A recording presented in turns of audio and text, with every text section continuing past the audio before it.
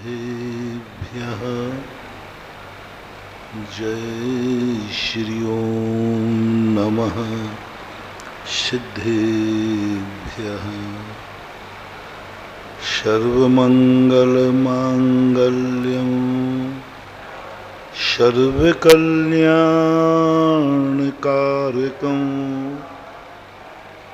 प्रधानं सर्वधर्माणां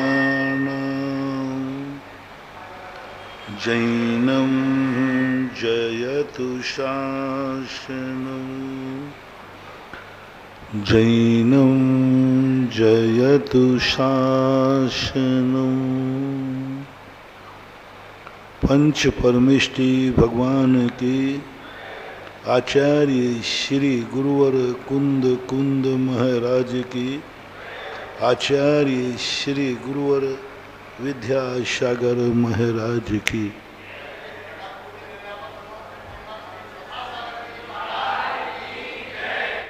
कुछ अच्छाइयाँ हमें दुख का कारण बन जाती, कुछ अच्छे लोग हमारे लिए दुख का कारण बन जाते हैं। कभी कभी धर्म भी हमारे लिए दुख का कारण बन जाता है। कभी कभी भगवान भी दुख के कारण बन जाते हैं। कभी कभी गुरु महाराज भी दुख का कारण बन जाते हैं।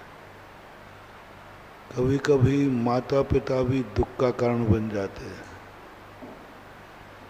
कभी कभी व्यक्ति स्वयं भी स्वयं के लिए दुख का कारण बन जाता है। अब बोलो, तुम्हें कौन बचाए, कौन तुम्हें सुखी कर पाए? तुम खुद अपने आप से दुखी हो। संसार का सबसे बड़ा दुख है जो व्यक्ति अपने आप से दुखी है, अपने आप से परेशान है। अब अपने आप से ही हम दुखी हैं तो अब कौन हो? तुम दुनिया में भटके होते, कोई तुम्हें ठोर ठिकाने पहुंचा देगा, लेकिन तुम तो खुद घर में भटके हो, कैसे ठौर ठिकाना पाओगे? दुनिया में कहीं भटक जाओ, पुलिस वाला तुम्हें घर भेज देगा, लेकिन तुम अपने घर में ही भटक जाओ तो घर में तो पुलिस नहीं आएगी।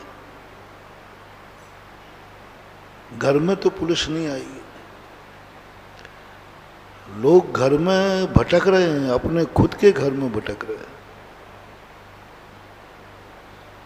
खुद अपने दुश्मन से कोई तुम्हें परेशान करे तो बात अलग है, तुम अपने खुद के घर वालों से परेशान हो। तुम्हारी परेशानियां क्या हैं समझ में नहीं आता। इस संसार के जब दुखों की बात देखी, लोग मेरे पास जब दुखों को लेकर आते हैं, मैं बड़ा परेशान हो जाता हूँ। भगवान से कहो, भगवान कहते हुए कोई दुख है क्या? कर्मों ने दुख दिया हो तो उसका इलाज है। दुश्मन में दुख दिया हो तो उस पर केस कर दो, रिपोर्ट लिखा दो, हम उसको अरेस्ट कर देंगे। लेकिन तुम तो खुद अपनी जिंदगी से परेशान हो। अब कौन रिपोर्ट लिखाए और किसको जेल भेजे? खुद की जिंदगी से परेशान, खुद की आदतों से परेशान हो, खुद की आदतों से, दूसरे की आदत नहीं। खुद की ऐसी गंदी आदत पड़ गई है कि व्यक्ति रोता है खुद की आदतों से। एक बहुत बड़े आदमी का बेटा मरने की बात सोचने लगा। उसी समय मेरा वहां प्रवेश हुआ उसने कहा कि महाराज जी मैं आपका आखिरी दर्शन कर रहा हूँ। मैंने क्यों? बोले मरने जा रहा हूँ। मरने वाले को कभी रोकना नहीं, मरने वाले को रोकना नहीं, वो चोरी से मरेगा। मरने वाले को सबसे पहले कहना अच्छा मरने जा रहे हो, ये तो बहुत अच्छी बात है, बहुत तुम मरना चाह रहे हो, अरे हो ये तो बहुत अच्छी बात है। अब वो समझ जाएगा किसी भी सामने वाले को अपने विश्वास में लेना है तो उसकी हाँ में हाँ मिलाना शुरू कर दो, कुछ नहीं करना। दुनिया में कोई भी व्यक्ति है, यदि उसे अपने पक्ष में करना है, कोई सूत्र में से एक सूत्र है हाजू हाजू का। ऊंट बिलैया ले गई, हाजू हाजू कहियो। अरे भैया बिलैया ऊंट को ले जा रही थी, उन्होंने कहा सुना तुमने, बिलैया ऊंट को ले जा रही थी पकड़ करके, तो तुम बुद्धि मत लगाना ज्यादा अकल, बिलैया ऊंट को कैसे ले? तुमने कहा हाँ साहब ले जा रही थी, बिल्कुल सही कह रहे हो, बस समझ लेना वो तुम्हारा हो गया, और नहीं हो तो इस फार्मूला को अपने घर में अपना लेना। जिससे तुम्हारा झगड़ा हो बस हाजू जी जी जी, बस यही कहना शुरू कर दो। और तुमने कहा ऐसा कभी होता है क्या? बस बैर भाव चालू। हाँ जी बस बिल्कुल सही है। बोले मैं तो मरने का भाव कर रहा हूँ, बहुत अच्छी बात है, बहुत बढ़िया। मरने जैसा अच्छा कार्य कौन सा होगा? सब झंझटों से फ्री, सबसे निपट, 1 मिनट में निपटना है। वो व्यक्ति तुम्हारे सामने सब खोल देगा, ये तो मेरे विचारों का दिखता है, मैं भी मरना चाहता हूँ और ये भी मरने को अपन दो होगा, वो सब उगल देगा फिर तुम्हारे सामने। फिर कहा भैया मरना अच्छा होता है? हाँ बहुत अच्छा होता है। फिर वो बताएगा सब, मैं इसलिए मैं मरना चाहता हूँ। तो मैंने उससे कह दिया, मेरी आदत है सामने वाला जब कोई दुश्मन आता है ना तो मेरे पर लोग कायल क्यों हो जाते, मैं जो वो कहता पहले कहते हाँ सही बात है, आप सही बोल रहे हैं, और मुझे मालूम है कि 100% गलत बोल रहा है, सही बोल रहा है। हाजू हाजू कह दो, बस सारे संसार के लिए मोटिवेशन दे रहा हूँ। दुश्मनी खत्म करना है तो हाँ जी हाँ जी, वो बोलते ना ज्यादातर।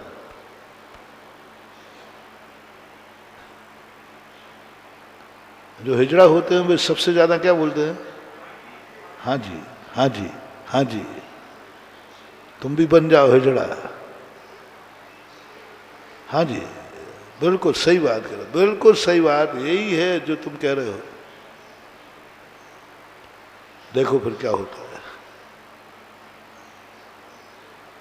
मैंने भरुआ सागर के 2 व्यक्तियों को मिलाया, एक संदीप को और एक संजय को। दोनों में मैंने एक ही मंत्र फूंका, महाराज जी कैसे दोस्ती होगी, हम तो दोस्ती थे। मैंने कहा तुम लोगों ने सबसे बड़ी गड़बड़ी की। उसने कहा तो तुमने कह दिया ऐसा नहीं है, आज से तुम वो जो कहे हाँ जी सही है सही है, उसको भी यही कान में फूंक दिया, जो कहे हाँ जी सही है। दोनों दोस्त हो गए। अब देख लो हो गए। यदि हमारे एक शब्द बोलने से दुश्मनी मिटती है तो क्या बुराई है, क्या बुराई है। दुनिया जानते हैं कि ऊंट को कभी बिलैया नहीं ले जा सकती, लेकिन क्या करें, हाँ किए बिना मित्रता होने वाली नहीं है। कभी कभी अच्छे कार्य के लिए एक बुरा कार्य करना पड़ता है, कभी कभी सत्य की रक्षा के लिए झूठ बोलना पड़ता है, कभी कभी किसी को बचाने के लिए किसी को मारना पड़ता है, बचाने के लिए, अहिंसा के लिए हिंसा, कभी कभी अहिंसा के लिए हिंसा करना पड़ती है। किसी को बचाना है तो किसी को मारना पड़ेगा। शूकर को, महाराज को बचाना था, शेर को मारना पड़ा। मारना पड़ा। एक को बचाने के लिए एक को मारना पड़ा। कई बार सत्य को बचाने के लिए ठगी करना पड़ती है, ठगना पड़ता है, मायाचारी करना पड़ती है। कभी कभी किसी वस्तु की रक्षा करने के लिए चोरी करना पड़ती है। चोरी करना है, यदि चोरी नहीं करूंगा तो लुट जाऊंगा, बचाने के चोरी करना पड़ती है। निष्परिग्रह होने के लिए कभी कभी परिग्रह रखना पड़ता है। निष्परिग्रह होने के लिए भी परिग्रह रखना पड़ता है। कभी कभी धर्म के लिए पाप करना पड़ता है, धर्म के लिए। इसलिए हमने प्रारंभ में कहा कई बार अच्छी चीजें भी दुखदाई बन जाती हैं। और लेकिन वो दुख हमने जिंदगी पाई थी, हमने जन्म पाया, हमने जन्म पे खुशी मनाई, और वही मेरी जिंदगी हमें दुखदाई हो गई। घरों में देख लीजिए, उसी बेटे के जन्म की तुमने खुशी मनाई थी कि बेटा जन्म गया, बेटा जन्म गया, बाजे बजाओ, जो कुछ दिया सब कुछ दिया। जब शादी की तब खुशी मनाई, लाखों रुपया खर्च करके बाजे बजवाए, मिठाइयाँ बंटवाई। आज वही बेटा तुम्हें दुखदाई बन गया। होता है कि नहीं? वही बेटा दुखदाई बन गया, वही गाली दे रहा है, वही सब कुछ दे रहा है। अब ऐसे दुख को कौन बचाए? अपना प्रसंग वही चल रहा है। दुख नहीं हो करके दुखी हूं, बेटा से दुखी हूं, बहू से दुखी हूं, जिसको रानी बना के लाए, जिसको ठाट बाट से लाए, गाजे बाजे के साथ लाए, कुंडली मिलाकर लाए, आज उसी बहू से तुम दुखी हो। मुश्किल तो ये हो रहा है कि हम खुद अपनी जिंदगी से दुखी हो रहे हैं। और इतना दुख कि दुश्मन से दुखी रहने वाला व्यक्ति सुसाइड नहीं करता, बहुत कम करते हैं। लेकिन जो अपने आप से दुखी हैं वे जल्दी सुसाइड करते हैं। एक को दुश्मन परेशान कर रहा है, बहुत कम लोग मरते हैं, लेकिन सबसे ज़्यादा सुसाइड वो करते हैं जो अपने आप से दुखी। वो व्यक्ति आ गया, मैंने की बहुत अच्छी बात, तुम मरने जा रहे हो? बोले हाँ, सोचा महाराज का आखिरी दर्शन कर लूँ। मैंने की अच्छी बात है।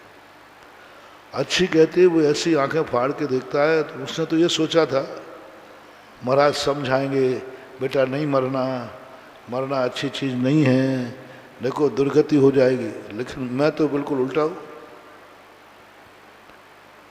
मैंने कही नहीं, मरना अच्छी चीज़। एक महिला थी, वो अपने पति को दबा के रखती थी, बस एक ही बात है, कुछ भी हो जाए मैं फांसी लगा लूँगा। और वो काम चाहे है फांसी मत लगाना, फांसी। और वो जो करवाए सब करता था। एक दिन वो फूट फूट के रो पड़ा, बोलो महाराज जी जिंदगी नरक हो गई। मैंने क्या? कुछ नहीं, मेरी बीवी मुझसे पता नहीं क्या क्या करवाती है। मैंने करते क्यों? अरे महाराज जी नहीं करूँ तो वो कहती मैं फांसी लगा लूँगा, मैं फांसी लगा लूँगा, मैं फांसी लगा लूँगी। महिलाएं 2-3 डायलॉग ज़्यादा मरती, मैं पीहर चली जाऊंगी। वो एक गाना है तुम्हारा, मैं मायके चली जाऊंगी, आप लोग सुनाते रहते हो। और फिर वो उसके संबंध में फिर वो बोलता है जो अंत में सिलेंडर हो जाती है, तो मायके चली जाएगी, मैं सौतन को ले आऊंगा। पूरा गाना सुनाया था एक बार किसी ने, बीच में बहुत सारे हुआ। मैं पेड़ पे चढ़ जाऊंगी, मैं आरी से प्यार करे आरी चलवाए, ऐसे आशिक से डरियो, है ना। अंत में जब उसके कोई हथियारा नहीं चला तो उसने कहा अब तू चली जा, मैं सौतन को ले आऊंगा। सौतन का नाम सुनते ही वो ये आदत होती है लोगों की धमकी, क्योंकि वो अबला है। निर्बल व्यक्ति, कमजोर व्यक्ति सदा धमकी देता है, बलजोर धमकी नहीं देता।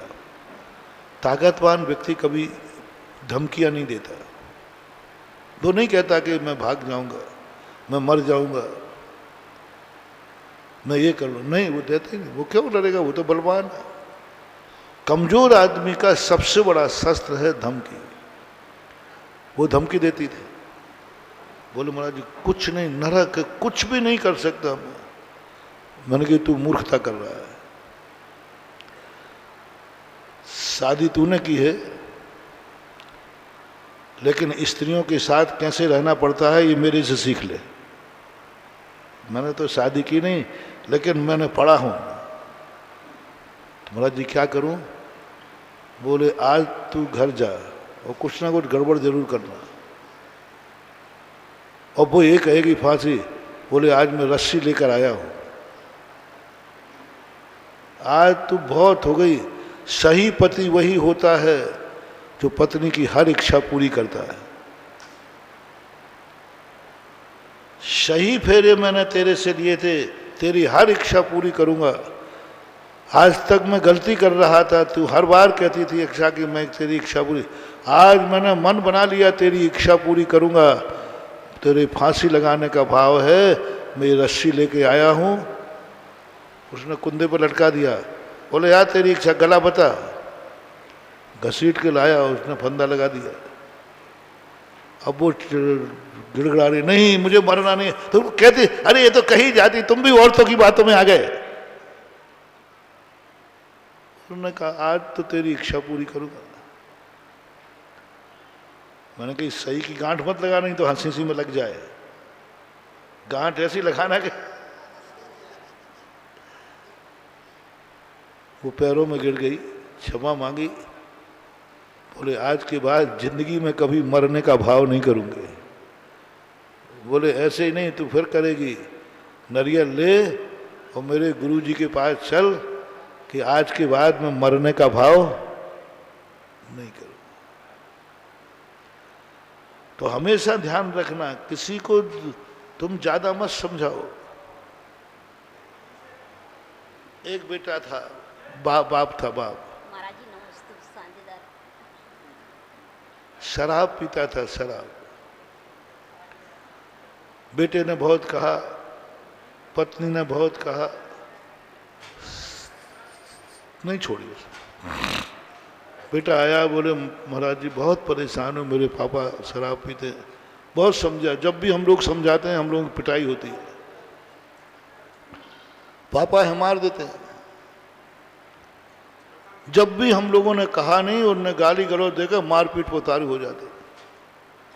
तो महाराज जी कोई उपाय बताओ, कोई मंत्र बताओ कि पापा ठीक हो जाए। मैंने कि बहुत सरल मंत्र, एक दिन में ठीक हो जाएंगे। बोले महाराज बता दीजिए। पापा को सुधारना, मना मत करना पापा को। कल सुबह उठ करके तू मधुशाला जाना और 2 बोतलें लेके जाना पापा के लिए। पापा आपका प्रिय भोजन, प्रिय बोतल लाया हूं। पापा को बेटा तू शराब दे रहा, तू तो रोज को झगड़ा करता था। बोले नहीं नहीं ये मेरी गलती थी, मुझे बाप के मुंह नहीं लगना चाहिए। मैं तो बेटा हूं आपका, और ओरिजिनल बेटा को ये गलती नहीं करना चाहिए, बाप को बार बार टोका करना, बाप की इच्छा के विरुद्ध चलना। पापा ये मेरी बहुत बड़ी गलती थी। अब मैं आज के बाद नियम लेता हूं, सही बेटा तो वो है जो बाप की नकल करे। अब नहीं करूंगा। तो तू 2 बोतल क्यों लाया? पापा एक आपके लिए और एक मेरे लिए। मैं आपका ओरिजिनल बेटा हूं, जो आज के बाद तो नियम है, जो बाप करेगा वो मैं करूंगा। पिता कहते तू शराब पिएगा? बोले पापा ओरिजिनल बेटा हूं कि डुप्लीकेट? बोले ओरिजिनल तो मेरा बाप है। बस तो आज से तुम पियो और हम पिए। वो तो मैंने नियम ही ले लिया कि पापा जो पिएंगे वो मैं पीऊंगा। पिताजी तो जानते थे कि शराब कितनी। बेटा तू पिएगा, अभी से पिएगा। पिता की नकल करना बेटे का कर्तव्य। कांप गया वो, देखो स्वयं पीने में नहीं कांपा। कितने पिताओं में बुरी आदत है, लेकिन वो बुरी आदत अपने बेटे में नहीं देख सकते। कोई बाप अपने बेटे को शराब पीता नहीं देख सकता। उनका बेटा क्या करा, मरेगा। बोले पापा आप मरोगे तो मैं मरूंगा, मैं तो पीऊंगा। घबरा गए, बोले देख बेटा एक बार भी पी ली तो फिर छूटेगी नहीं। बोले पापा अब तो जो होगा तो देखा पीऊंगा। और हमने कही थोड़ा एक आध घूंट पी लेना, पर उसकी बोतल में ओरिजिनल नहीं भरवाई थी, चिंता मत करना मैं हूं। हाँ मैंने कहा कि वो कहीं ऐसा कहा पी ले, तू पी लेना तो पी लेना, तू कोको कोला भर लेना उसमें।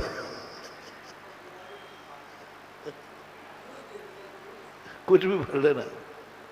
कांप गया वो, बेटा नहीं ऐसा नहीं। बोले पापा या तो ओरिजिनल बेटा हूं तो आप नहीं पियोगे तो मैं नहीं पीऊंगा, आप पियोगे तो लो मैं तुम्हारे चरणों की सौगंध करता हूं, मैं भी पीऊंगा क्योंकि आपका असली बेटा हूं इसलिए। कांप गया, बोले बेटा मैं नहीं पीता। बोले आज ऐसी बात नहीं चलेगी, नारियल पकड़ो और महाराज के पास चलो, तुम भी नियम लो और हम भी नियम लेते। मैं तो यही नियम लूंगा कि बाप पिएगा तो मैं पीऊंगा और पिताजी नहीं पिएंगे तो मैं भी नहीं पीऊंगा, ये नियम लूंगा मैं। ओहो, काश ऐसे लोग नियम ले ले। मैं तो ऐसे लोग नियम ले लें तो एक के स्थान पर दो सुधरेंगे, बिगड़ेंगे तो दो बिगड़ेंगे और सुधरेंगे तो दो सुधरेंगे। किसी को सुधारना है तो तुम्हें खुद तपस्या करना पड़ेगी। मैंने एक बार कहा था, महाराज मैं बेटे से कहता हूँ बेटा अभिषेक करने जाओ, इनके पिता से कहता हूँ जाते ही नहीं महाराज, कुछ नहीं जाते, झगड़ा और करते। मैंने कहा तुम बेईमान हो, बदमाश हो। ये माताएं इतनी बदमाश है, मात हमें परेशान करेंगे और हमें बुद्धू समझती हैं। महाराज जी बेटे से कहा वो जाते ही नहीं, इसके पिता से कहा वो झगड़ा और करते हैं, जाते ही नहीं मंदिर अभिषेक करना। मैं क्या करूं? मैंने कहा कि मैं बताऊं कैसे नहीं आता तुम्हारा बेटा, तुम बहाना बनाते। मैंने कह तो दिया वो नहीं आया। तुम एक नियम लेके जाओ, शेयर करना कि बेटा जब अभिषेक करके गंधोदक लाएगा तभी मैं अन्न जल ग्रहण करूंगी। बोलो कितने % बेटा माँ से ये कह देंगे माता कल मरती थी तो आज मर जा, मैं तो नहीं जाऊंगा। तुम लोग अपने अपने, तुम सब किसी माँ के बेटे हो ना, बोलो ना। यदि तुम्हारी माँ ने ये नियम लिया तो बोलो कितने % लोग गुस्से में सही, मन मार के सही, 4 बातें सुना के सही, कुड़कुड़ करते सही,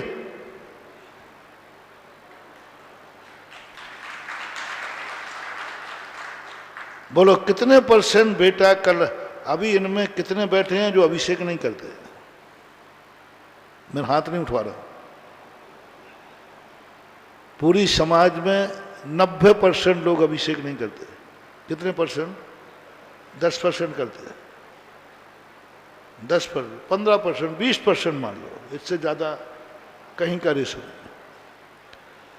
और मैं वो 10-15% का रेशो है 90 और 95% पर पहुंचा सकता हूं। हम बेटों को नहीं मनाएंगे, बेटों की मां मान जाए। हम पति को नहीं मनाएंगे, पत्नी मान जाए। जिसको चिंता है, स्त्रियां सबसे ज्यादा चिंता करती कि हमारे परिवार के पुरुष धर्मात्मा हों, मंदिर जाएं, अभिषेक करें, माला फेरें, प्रवचन सुने, सबकी इच्छा होती। महिलाओं की सबसे ज्यादा इच्छा होती है। पर ये इच्छा तो करते हैं, लेकिन इनकी इच्छा में मायाचारी होती है। ये महाराजों से कहती हैं, लेकिन मायाचारी होती है, अंदर से नहीं होती। अंदर से आवाज आ जाए तो देख लो। आप बोलो, यदि आपकी मम्मी ये नियम ले ले और आपने जिंदगी में कभी अभिषेक नहीं किया और करने का मन भी नहीं है, बहुत महाराजों ने कहा तो भी नियम नहीं लिया, अब माँ ने ऐसा नियम ले लिया तो आप क्या करोगे? अन्न जल में ग्रहण जभी करूंगी जब तू अभिषेक करके गंधोदक देगा। कितने बेटे हैं जो ये कहते हैं कि तू भोजन कर तो कर, मर तो मर, मैं तो नहीं जाऊंगा। इतनों में से बता दो कौन करेगा ये? अपनी माँ को ये जवाब कौन देगा? मेरा दावा है अभी भी आज पंचम काल में 95% बेटे अभिषेक का लोटा उठा के माँ को भूखा नहीं सोने देंगे। कितने परसेंट कह रहा हूं? 95%। 95% बेटे माँ को भूखा नहीं सोने देंगे, ये मेरा विश्वास है आज के बेटों पर। तुम कहते हो बेटे बिगड़ रहे हैं, तुम कहते हो बेटे धर्म नहीं कर रहे हैं, तुम कहते हो बेटे मंदिर नहीं आ रहे हैं, मेरा दावा है बेटा तैयार है, तुम नहीं लाना चाहती हो, तुम्हारा भाव नहीं है, तुम बेईमानी कर रहे हो, तुम बेटे का अहित कर रहे हो, बहुत पछताओगे, बहुत पछताओगे। एक बेटे को सुधारने के लिए बहुत कठोर और निर्दयी होना पड़ता है, बहुत कठोर निर्दयी होना पड़ता है। कैसे नहीं होता? और नहीं हो तो झांसी की महिलाएं करके देख ले, जितनी माताएं हैं आज ये नियम ले ले, कल का ले लें, आज तो हो गया अभिषेक, कल से मैं अन्न जल ग्रहण जरूर करूंगा जब मेरा बेटा खुद अभिषेक करके गंधोदक देगा। 95% कह रहा हूं, 95% बेटे मंदिर में मिलेंगे, 5% जरूर कह देंगे माँ तुझे तो मरना ही है, तो अच्छा रहा उपवास करके मर जा, मैं तेरे से परेशान भी हूं, मरती नहीं। 5% कह दें। उन 5% में भी 3% लोगों को अभी एक मौका है सुधारने का। 3% बड़ा, पूरा 100 नहीं, 3%। तो 95 से कितना हो जाएगा? 3% इतना मौका है जिस माता के नाम से मकान हो, जायदाद हो। माताओं से मैं सदा कहता हूं, बाल बच्चे पैदा करने के पहले थोड़ी बहुत संपत्ति अपने पति से अपने नाम करवा लिया करो। माताओं को अपनी संपत्ति अपने नाम से जरूर करना चाहिए। लड़के करो, भिड़के करो, एक आध मकान, एक आध दुकान, एक आध सब अपने नाम कराओ, जरूर कराना चाहिए। लेकिन उसका उपयोग क्या करना? वो 3% 5% रहेगा ना, उनसे कहना बेटा देख अभिषेक कर दे, मैंने अन्न जल का त्याग। बोले मम्मी तू मरे तो मर जा, मैं तो नहीं जाऊंगा। अच्छा ठीक है बेटा, वो मना मत करना, गुस्सा मत होना, काय का बेटा है, काय का पैदा हुआ, वो बेशरम है, जो तुम्हें मरने की सोच रखता है उसको क्या असर पड़ेगा? उससे अच्छा बेटा कोई बात नहीं, ठीक है। तो मैंने बेटा दूसरा नियम लिया है, जो मुझे सुबह भगवान के अभिषेक का गंधोदक ला के देगा, मेरी संपत्ति में उसी के नाम करूंगी। ये दूसरा नियम है मेरा। और छोकरे को मालूम है कि मकान दुकान सब पापा ने मम्मी के नाम है, और मम्मी ने ये नियम सुना दिया कि मैं तो उसी को दूंगी। अब बोलो 5 में से 3% के 4 कर लूं? धमकी मत ना, स्टाम्प पे लिखवा के जाना मैंने किया है ये कार्य। हाँ, तुम्हारे छोरों को सुधारने के लिए मैं क्या क्या करता हूं अब वो मैं ही जानता हूं। एक का हो गया था, उसने ले लिया प्रवचन। हमारे प्रवचन ही ऐसे होते कि अच्छे अच्छे को। उसने ले लिया कि बेटा हमें अभिषेक, बहुत चिंतित थी, वो मंदिर ही नहीं जाता था। बोले महाराज ने जो भाव कहे हैं जरूर मेरा बेटा सुधर जाएगा। महाराज की वाणी झूठी थोड़ी होती है। तो उसने यही नियम ले लिया कि महाराज यदि अन्न जल ग्रहण जब ही करूंगी जब बेटा अभिषेक।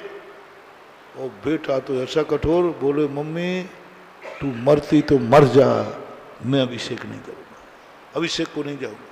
हैं ऐसे बहुत सारे पापी रहता है जो लव मैरिजें करते हैं, वो ऐसे ही कहते हैं तुम मरो तो मर जाओ। मम्मी बेटा मैं मर जाऊंगे, बोले मर जाओ ना, क्या फर्क पड़ता है। होते हैं ऐसे कसाई लोग। फिर मैंने कहा कि बस ये कह दिया तुमसे। महाराज जी मेरे से तो मैंने तो कभी उपवास किया ही नहीं, भूख लग रही। मैंने तो आपकी बातों में आके ये नियम ले लिया। छोकरे ने ये कह दिया, आप बोलो क्या करें। या तो नियम टूटेगा और या मैं मरूंगी। या तो नियम तोड़ता हूं तो बच्चा कहेगा मम्मी आ गई लाइन पे, वो जिंदगी भर चढ़ाएगा। और नियम नहीं तोड़ती हूं तो मेरे से सहन होने वाला एक दिन का उपवास कर लूं, कल तो मैं मरी जाऊंगी। महाराज जी अब क्या करें, आपकी बातों में आ गया मैंने कि गुरु की बात आने में कभी घाटा नहीं है। फिर मैंने उससे, यथार्थ घटना है, मैंने उससे संपत्ति है कोई, महाराज फैक्ट्री मेरे नाम, सब मेरे नाम। मैंने कि बस अब काम हो जाएगा। वकील को बुलवाया, स्टाम्प लिखवाया, पूरा बाकायदा स्टाम्प वो था। और बाकायदा कहा मैंने कि अब जाओ तुम बेटे से कहना बेटा दूसरा नियम ये है कि मेरी जो फैक्ट्री दुकान है मैं तो उसी को दूंगी जो मुझे गंधोदक अभिषेक ला के देगा। ये कल सभा में इसका निर्णय होगा, नाम भरना बाकी है। बेटे को मम्मी तुम ऐसा करोगी, मैं तुम्हारा बेटा हूं, फैक्ट्री किसी को दे दोगे जो। बेटा ये तो नियम वाली बात है, अपन क्या कर देते हैं। मास्टर हमने गुस्सा मत करना, कुछ यार बेटा मैं क्या करूँ, ये तो नियम वाली। ले लिया नियम तो अब ले लिया, प्राण जाए पर पढ़ नहीं जाए। बेटा अब क्या करते, अब कोई बात नहीं, तू संतोषी रख, ये फैक्ट्री जाने दे, किसी को जाने दे। तो अब क्या तो इतने। बेटा रो पड़ा, मम्मी ऐसा मत करो। बोले बेटा मैं क्या करूं, नियम ले लिया है और तुझे तो मालूम है कि मैं नियम की बहुत पक्की हूं। उसने सही में देखा तो ये स्टाम्प है। मैंने कि मूल स्टाम्प मत लेना, तो फाड़ देगा। सब मैं जानता था क्या क्या करेगा वो, फोटो काफी ले जाना। मूल स्टाम्प तो अध्यक्ष के पास रखा है। दूसरे दिन सुबह उठ करके वो धोती दुपट्टा पहन के अभिषेक करने आया और वो मुझे ऐसे देखता है, यही है कदम, इसने बिगाड़ा है मेरी मम्मी को। वो आंखें अभी भी मेरे सामने आती हैं, ऐसे देख रहा है जैसे वो खा जाएगा। मैंने कहा बेटा तू निकाल, कितनी आंखें निकाल रहा है। अभिषेक करने आ गया। बेटा ध्यान रखना आज ही के लिए नहीं, मैं इसको सुरक्षित, जिस दिन तू अभिषेक करने नहीं गया उसी दिन नाम भर दूंगी। आज भी वो अभिषेक कर रहा है और अब वो मेरा इतना उपकार मानता है। एक दिन आके कहा, बोले महाराज जी आप ही बताओ आप मेरे पूर्व जन्म के कौन हैं जो आप मुझे सुधारने के लिए इतने नीचे स्तर पर उतर गए, इतने नीचे उतर गए, स्टाम्प लिखवा दिया, वकील बुला दिया। आप साधु क्या लेना देना है कि हम जाएं मंदिर, जाएं तो जाएं, नहीं जाएं तो भाड़ में जाएं, आपका क्या काम था। आप इतने स्तर पर वकील को बुलाया, स्टाम्प लिखवाया, माँ को समझाया, आखिर क्या है हमारा आपका पूर्व का संबंध। मैंने कि भैया ये कर्मों का संबंध नहीं है, कहें सीख गुरु करुणा था। एक ही करुणा है कि पूर्व जन्म में तूने कितने पुण्य किए कि जैन कुल में जन्म हुआ और आज तू जिनेंद्र के दर्शन तक नहीं कर रहा है। इतनी मेहनत से तू जैन कुल बना कल के दिन ये जैन कुल दोबारा मिलने वाला नहीं हूं। मैं तेरा कल्याण तो होगा ही होगा, तेरे जैन कुल की रक्षा कर रहा। बोले जगत कल्याण के लिए साधु इतनी मेहनत, इतने नीचे उतर जाते। मैंने कहा बेटा, महान आत्माओं का यही नेचर होता है। जब द्वारकाधीश ने ये बात रखी, मैं दुर्योधन के यहां दूत बन के जाऊंगा, धर्मराज कहते आप नारायण अर्धचक्री, आप उस पापी के दरवाजे जाओगे, दूत बन के जाओगे? आप हम सबके शिरोमोर हैं, आप हम सबके आदर्श हैं, आपके हम सब लोग मानते हैं। नहीं, धर्मराज कहते हैं मैं वन में फिर जिंदगी वन में बिता लूंगा, पूरी जिंदगी वनवास में रहूंगा, मुझे नहीं चाहिए 5 गांव मुझे, लेकिन मैं आपको उस दुष्ट के सामने दूत बन के तो नहीं भेजने दूंगा। नहीं मधुसूदन, नहीं, हम सब पुनः जिंदगी भर वनवास में रह लेंगे, नहीं चाहिए मुझे, आपका अपमान नहीं होने दूंगा।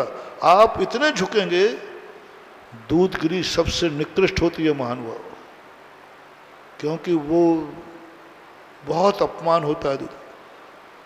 सामने वाले के पक्ष में जाकर, उनके महल में जाकर अपने राजा की प्रशंसा करना है, और वहां प्रशंसा करना यानी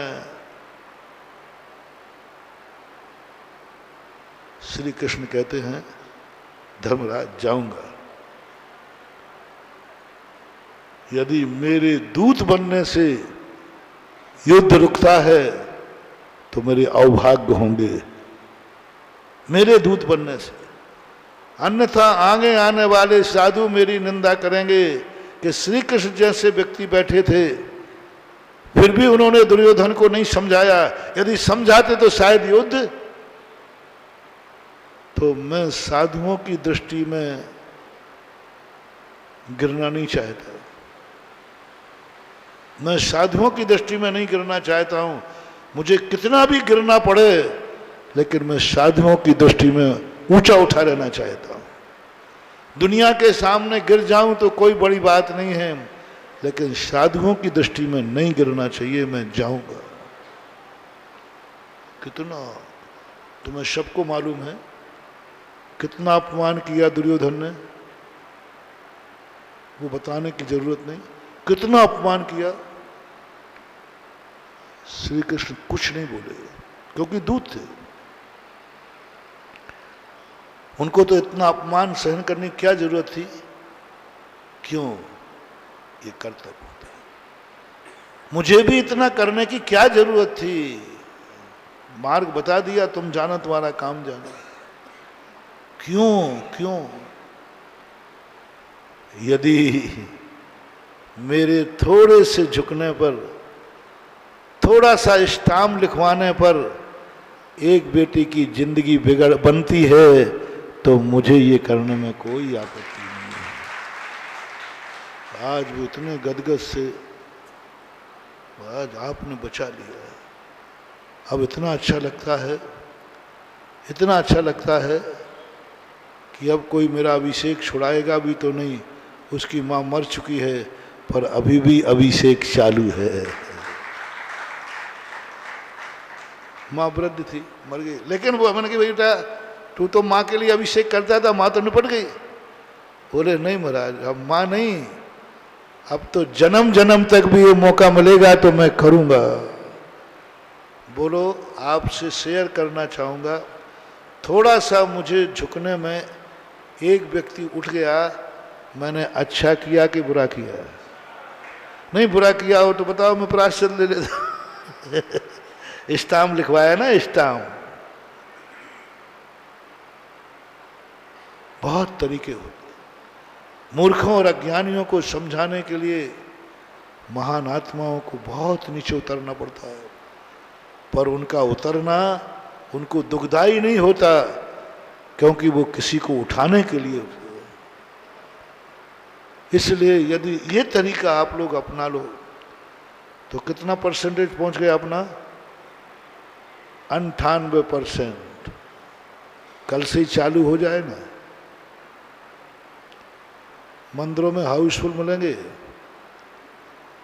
और सब मुझे कोसेंगे, तुम्हारे छोकरे यही है बाबा बैठा है जो करगुआ में, वही सब में आग लगा रहा है। ये टाइटल मुझे मिलेगा, मैं ये टाइटल सुनने को तैयार हूं तुम्हारे बेटे के कल्याण के लिए। कोई बात, तुम करो तो सही। अंतिम ब्रह्म सत्र अपनाओ, ब्रह्म सत्र में 95-98% सफल हो जाए। 95% तो मैंने गारंटी लेगी। अभी भारत के बेटों पर मुझे विश्वास है कि वो मां को भूखी नहीं सोने। स्त्रियों की भी ये हाल है, हमारा पति मेरी बात ही नहीं मानता, मंदिर नहीं आता। अरे इन जोरियों के गुलामों को, अरे ये तो जोरू के गुलाम है रे, इनको मनाना तुम्हें अभी तक नहीं आ पाया। वही पैटर्न अपनाओ। इसमें थोड़ा खतरा है, 75% पत्नी क्योंकि 25% इसमें थोड़ा ज्यादा निकलेंगे। 25% बैठे ही हैं कि कब निपटे, क्योंकि स्त्री एक ऐसा छछूंदर है जिन्होंने खाया है वे पछताए, ऐसा लड्डू है जिन्होंने नहीं खाया वे पछताए। तो जो खा चुके हैं वो सोचते निपट रही है, निपट जाए। अन्न जल का त्याग करो। मैं अन्न जल का त्याग करती हूं जब तक आप अभिषेक करके गंधोदक नहीं दोगे। मुझे झांसी के पतियों पर विश्वास है, 75% पति अपनी पत्नी को भूखा नहीं सोने देंगे। अभी पंचम काल है। प्रमादी हैं, प्रमादी हैं, नहीं करने का मन है, लेकिन जब पत्नी की भूखी सोने की बात आएगी, सुबह भी वो अभिषेक का लोटा ले लेगा। एक दिन के उपवास करने में बेटा और पति सुधरता है तो इससे सस्ता और क्या चाहिए है, इससे सस्ता और क्या चाहिए। लेकिन तुम वो हथकंडे अपनाते नहीं हो, बस कह के रह जाते हो हम चाहते हैं। बिगड़ों को सुधारने के लिए कुछ भी करना पड़े आप उतरिए नीचे, थोड़ा कष्ट सहन कीजिए। तो ऐसी स्थिति को लेकर के करना पड़ता है। बोलो मुझ जैसे व्यक्ति ने क्या कह दिया, मैं मरने जा रहा हूं। मैंने क्यों? कोई दुश्मन से परेशान हो, कोई कर्जा हो गया है क्या, क्या झगड़ा हो गया? नहीं महाराज, मैं खुद अपनी जिंदगी से परेशान हो गया हूं, मैं खुद की जिंदगी से। मैंने कही डेंजर खेत है, दूसरे से खतरा था तो उसको समझा दो, ये तो खुद की जिंदगी से परेशान है। मैं खुद जिंदगी से परेशान हो गया, मैं मरना चाहता हूं। मैंने कही अब इसको रोकना खतरे से खाली नहीं। यदि मैंने रोक दिया तो ये चोरी से मरेगा, मेरे को बना करेगा और जाके मरेगा, जरूर मरेगा, क्योंकि खुद की जिंदगी से परेशान है। तो मैंने क्या कहा उसको, मरना चाहे तो अच्छा, बहुत अच्छी बात है, बहुत अच्छी बात है। मरने के लिए तो हम साधु बन रहे हैं, सब साधना कर, बहुत अच्छी बात है। वो देख के दंग रह गया कि महाराज जी क्या कह रहे हैं, बहुत अच्छी बात है, यानी महाराज तो मेरे पक्ष में है। और जैसे उसको पता चला कि महाराज के विचार हमारे विचार एक हैं, बस उसने उगलना चालू कर दिया। क्या करूं महाराज, परेशान हूं, शराब पीता हूं वो ही नहीं चढ़ती है, इंजेक्शन लगा लिए वो ही नहीं चढ़ते हैं, आजकल कुछ शराब चढ़ती ही नहीं है हमें, और शराब नहीं चढ़े तो हम तड़पते हैं मछली से। सब बता दिया, बोले मैंने कुछ नहीं पूछा, बस उसको इतना पता चल गया कि महाराज जी मेरे विचार के हैं, मेरी हाँ में हाँ मिला रहा है। बस जैसे ही हाँ में हाँ मिलाया, उसने मुझे दोस्त मान लिया कि महाराज जी और हम एक ही विचार वाले हैं। और एक विचार मिल जाए तो व्यक्ति फिर कुछ छुपाता नहीं है। मैंने कहा अच्छा हाँ, अब जब ऐसी हालत है कि शराब भी नहीं चढ़ रही, मर्फी का इंजेक्शन भी काम नहीं कर रहा है, तो सही बात है मरना ही चाहिए। फैंसी ड्रेस चालू कर दी, मैंने कहा सही बात है, अच्छा कर रहा, मरना ही चाहिए। अब क्या करें, जिंदा रह के क्या करोगे? हाँ महाराज इसलिए मैं मर रहा हूँ, आशीर्वाद दो। मैंने कहा इतने अच्छे कार्य के लिए आशीर्वाद को मना मैं क्यों करूँगा? फिर मैंने बेटा एक बात ध्यान है, मरना तो अच्छा है, जो अच्छे कार्य हैं वे मुहूर्त से किए जाते हैं। मुहूर्त से, आज का मुहूर्त ठीक नहीं है मरने के लिए, आज का मुहूर्त ठीक नहीं है मरने के लिए। तो महाराज जी मुहूर्त आज का ठीक नहीं। मैंने कहा बेटा आज का मुहूर्त ठीक नहीं है। मैंने पंचांग भी देखा, नहीं निकल रहा है। पंचांग देख रहा हूं, सुन रहा हो ना, नहीं निकल रहा है। ये पंचांग है ही नहीं, ये तो कागज है। पंचांग, मैंने कहा भैया मुहूर्त नहीं निकल रहा है, आज मत मर तो अच्छा रहेगा। मैंने कहा देख मरना पक्का रहा, अब मैं तेरा मुहूर्त निकालता हूं, लेकिन जब मुहूर्त निकले उसके पहले एक ध्यान रखा, अब तू घर मत जाना, यहीं रहना। क्योंकि वो जिंदगी से परेशान था। मैंने उसको अपने 24 घंटे की ड्यूटी सौंपी कि भाई देख ये डायरी पकड़, पेन, मैं 24 घंटे क्या करता हूं इसमें नोट करना है। कौन मेरे यहाँ मिलने आते हैं उनके नाम पते नोट करना है, कितनी देर वो मेरे पास बैठे वो पते नोट करना है। मैं आहार में क्या क्या लिया है, मैंने आहार में वो नोट करना, पहले मैंने क्या लिया, कितना लिया, ये सब नोट करना है। मैं रास्ते में जा रहा था, शौच के लिए जाता हूँ, वहाँ कौन कौन मेरे साथ थे, मैं क्या क्या बात कर रहा था, सारी नोट करना है। बस फिर मुहूर्त निकालूंगा मैं तेरे मरने का। मन के ध्यान रखना, कुछ भी गड़बड़ मत करना, कोई चीज चूक मत जाना। अब वो जो आवे चौके में जाके जो ले लगा वो देखता रहे। महाराज जी ने इतनी रोटी ली, इतने चम्मच दाल ली, इतना पानी पिया, सब नोट। कौन कौन मिलने आए, पहले कहाँ से आया, कितने लोग हो, कितनी देर रुकोगे। अब लोगों को तो ये आदत है ही नहीं कि साधु के सामने हमारा इतना इंट्रोडक्शन, तुम कौन हो मुझसे पूछने वाले, मालूम नहीं हम पुराने भक्त हैं। तुम मेरे से पूछोगे, मैं पुराना भक्त हूं, कितने सालों से आ रहा हूं, महाराज के यहां ड्यूटी कब से लग गई। और मैं सामने में, महाराज जी देखो ये ड्यूटी आपके यहां कब से लग गई, ये देखो मेरे से पूछ रहा है। अब विनोद भैया से कोई लिखवा ले कि हमारे दर्शन करना, भैया जी पहले रुकिए, पहले बताइए आपका नाम क्या है, आप कहाँ से आए हो, कितनी देर महाराज के और क्या काम है, तो बताओ विनोद भैया। और मैं सामने दिख रहा हूं, महाराज जी देखो ये क्या कर रहा है। लोगों ने, बड़े बड़े लोग आ गए, उनको तो आदत थी नहीं। मैंने कहा भाई जो द्वारे पे ड्यूटी कर रहा है वो जो कहे वो करो, मैं भी इसकी कस्टडी में हूं। बड़े आदमी का प्रोटोकॉल होता है ना, कई बार राष्ट्रपति कहीं जाना चाहे तो उसका प्रोटोकॉल क्या कहता है, साहब वहां नहीं जा सकते आप, क्योंकि प्रोटो के अंतर्गत नहीं आ रहा। मैंने कहा भाई मैं भी इसकी कस्टडी में, मैं क्या करूं। वो पंचांग गिर गया।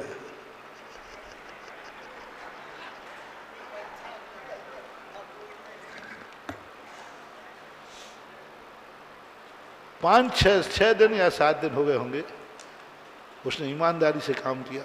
भोजन करने घर नहीं जाने दिया, मैं चौके में भेजता था उसको, भाई जहाँ मेरा हार हुआ वहीं तू हार करना, और बताना क्या क्या खा के आया है, सब बढ़िया मज़ेदार। 6-7 दिन बाद मैंने देख लिया, जो एक दिन बिना शराब के नहीं रह सकता, आज 6 दिन हो गए इसको शराब की याद भी नहीं आई, क्योंकि उसको तो यही चिंता पड़ी है कि कहीं एक आध लाइन चूक नहीं जाए। 7वें दिन मैंने कहा, मैंने कि बेटा आज का मुहूर्त अच्छा है, आज का मुहूर्त अच्छा है, आज के मुहूर्त में जो मरेगा बिल्कुल सीधा भगवान के पास जाता है। बहुत सैकड़ों वर्षों में ऐसा मुहूर्त आया, बहुत बढ़िया, इतने बज के इतने सेकंड पे तुझे मरना है। वो कहता महाराज जी नहीं मरूं तो? मैंने कहा बेटा साधु का निकाला हुआ मुहूर्त है, साधु का निकाला मुहूर्त है, अब तो मरना पड़ेगा, और तू नहीं मरेगा तो फिर मैं मरूंगा। मरना तो मुहूर्त निकाला हुआ है। रो पड़ा वो, पैरों में गिर गया, महाराज जी बचाओ मुझे, बचाओ मुझे, मैं नहीं मरना चाहता हूँ, मेरे छोटे छोटे बच्चे हैं। उनके परिवार को पता चला, वो भी आ गए। मैंने उनको चुपचाप कहा कि मैंने कि तुम्हारा बेटा मर चुका है, उनको सब कमरे बता दिया, तुम इस बेटे के सामने आओगे नहीं, तुम्हारा बेटा मर चुका है, तुम्हारा पति मर गया है, बच्चों से कहा तुम्हारा बाप मर चुका है, सामने मत आओ तुम लोग। नहीं महाराज जी बचा लो मुझे, मेरे छोटे छोटे बच्चे हैं, मेरी पत्नी है, मेरे माँ बाप हैं, उनकी सेवा कौन करेगा। मैंने कहा बेटा ये तो तू पहले सोचता जब मैंने मुहूर्त नहीं निकाला था। अब मेरी भी साधु की इज्जत का सवाल है, मेरा भी व्रत, वो तो मरना पड़ेगा बेटा। अब तू नहीं मरेगा तो फिर मैं सोचता हूँ, नहीं आप नहीं मरोगे महाराज, आप नहीं मरोगे। मैंने समझ लिया चेला काम का है, शराबी है लेकिन स्वार्थी। हाँ कह सकता था महाराज जी फिर ठीक है आप मर जाओ, क्योंकि आपकी अंगाड़ी नहीं पछाड़ी नहीं। स्वार्थी होता तो कह देता। मैंने परीक्षा कर ली कि बेटा तू नहीं मरता तो फिर मैं मरता हूं, क्योंकि मरने का मुहूर्त निकला है तो किसी को तो किसी को मरना पड़े। नहीं महाराज नहीं आप नहीं मरेंगे, जब ऐसी बात है तो मैं ही मरता हूं, आशीर्वाद दो, मैं मरने जा रहा हूं। मैंने कहा हो गया आशीर्वाद, बस एक और नियम है इसमें, ना तुझे मरना पड़ेगा ना हमें मरना पड़ेगा। कि महाराज क्या उपाय है? ये क्या उपाय है? एक ही उपाय है कि अब जिंदगी में कभी तू मरने का भाव नहीं करेगा, ये नियम ले ले तो तू भी बच जाएगा और मैं भी बच जाऊंगा। बोलो ना मैंने पंचांग देखा था भैया, और ना मैं मरने का मुहूर्त देख के जानता हूं, नहीं तो तुम कल से आ जाओ। बोलो इतनी बड़ी मायाचारी झूठ बोला मैंने सही किया कि गलत किया? बोल दो ना। नहीं गलत हो तो भाई मैंने झूठ भी बोला, कुछ भी हद तक उतरना पड़ेगा। उद्देश्य क्या है कि इस व्यक्ति को जैन कुल में जन्म लेकर जिंदगी से परेशान हो रहा है, कैसे बचाए? मुश्किल है। जिंदगी से परेशान होकर व्यक्ति दुखी है, अपने दुखों की चर्चा चल रही है विगत 8 दिनों की। ऐसे दुख जिनको दूर, पहले तो दुख अपने चल रहे थे, दुख है ही नहीं फिर भी दुखी है। आज लो साहब अपने, हम खुद से ही दुखी हो गए, हम अपनी आदतों से दुखी हो गए। बस मेरा एक ही कहना है, ऐसी कोई बुरी आदत मत डालना जिस आदत से कल तुम खुद ही दुखी हो जाओ।